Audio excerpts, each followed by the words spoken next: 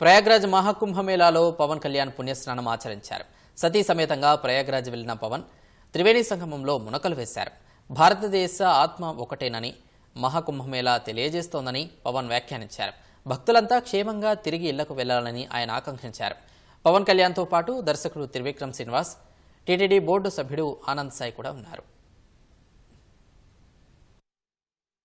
మహాకుంభ అనేది ఇది మనకి ప్రత్యేకించి విభిన్నమైన భాషలు కావచ్చు, రాష్ట్రాలు కావచ్చు, కానీ భారతదేశపు ఆత్మ ఒకటి అనేది తెలియజేస్తుంది. అలాగే ప్రత్యేకించి గౌరవ ముఖ్యమంత్రి శ్రీ యోగి ఆదిత్యనాథ్ గారి సర్కార్కి, ప్రభుత్వానికి నా ప్రత్యేక ధన్యవాదాలు తెలియజేస్తుంది. ఈ ప్రత్యేకత ఉత్తరం, దక్షిణం, పశ్చిమం, తూర్పని కాదు, మన భారతీయత అనేది సనాతన సాంప్రదాయం. అనాదిగా మనందరం కలుస్తూ వచ్చాం.